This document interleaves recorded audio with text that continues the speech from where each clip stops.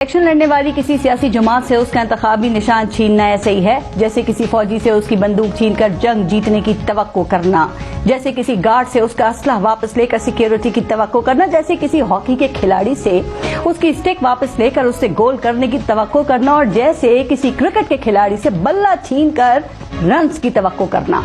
Election commission कहने को तो इस गेम का थर्ड एम्पायर है, लेकिन कहा जा रहा है कि एक टीम के हाथ में उसका बल्ला देखना उसे गवारा ही नहीं। अब इस टीम को बल्ले के बगैर मैदान में उतारने के लिए एड़ी चोटी का जोर लगाया जा रहा है। बल्ले को इंतखाबी मैदान से आउट करने के लिए रोज नए से नया मंसूबा सामने आता है। बल्ला छीनने के लिए एक से दूसरी अदालत जाया जा रहा है। ऐसा लग रहा है जैसे बल्ला ही सारे फसाद की जड़ है। लगता है कि सब पे खौफ तारी है कि अगर बल्ला हुआ तो वो नहीं होंगे, इसलिए आइए पीटीआई से बल्ला छीनते हैं। लगता है कि पाकिस्तान के सारे मसाइल हल हो चुके हैं। इलेक्शन को शफाफ बनाने के लिए सारा बंदोबस्त किया जा चुका है।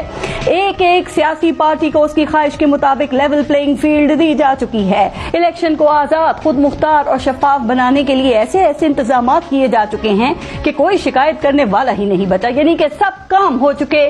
तो फिर आइए पीटीआई से बल्ला छीनते हैं, क्योंकि बल्ला ही सारे फसाद की जड़ है। लगता है कि पाकिस्तान में आइन और कानून की हुक्मरानी कायम हो चुकी, अदल इंसाफ का बोलबाला हो चुका। अदालतें तमाम मुकदमात में साइलों को इंसाफ दे चुकी, मुआशरे से जुल्म का खात्मा और जालिम कानून के शिकंजे में लाए जा चुके। मुल्क से महंगाई का खात्मा हो चुका, मईशत चट्टान की तरह मजबूत हो चुकी, नौकरियां ज्यादा और काम करने वाले कम पड़ गए, यानी कि सबके सारे मसाइल हल हो गए हैं। तो फिर आइए पीटीआई से बल्ला छीनते हैं, क्योंकि बल्ला ही फसाद की जड़ है।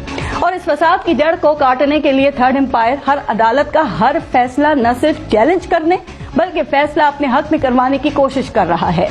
पेशावर हाईकोर्ट ने पीटीआई से बल्ला वापस लेने का फैसला किया तो पीटीआई अपना बल्ला वापस लेने के लिए सुप्रीम कोर्ट पहुंच गई।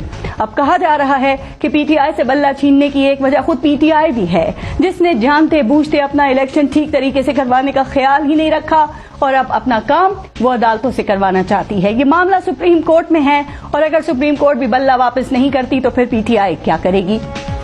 क्या वो प्लान बी के तहत किसी और पार्टी का निशान उधार लेके इलेक्शन लड़ेगी, या फिर सब लोग आजाद हैसियत में ही मैदान में उतरेंगे? हाँ, एक मसले की जड़ हमारे यहाँ सियासत में सादिक और अमीन होना भी है, और मसले की ये जड़ काटने की कोशिश भी अदालतों में ही हो रही है। सुप्रीम कोर्ट में ताहियात नाअहली के केस की समाअतों के बाद फैसला महफूज किया जा चुका है, जो जल्द सुनाए जाने की तवक्को है। ताहियात नाअहली का कानून खत्म होने से मियां मोहम्मद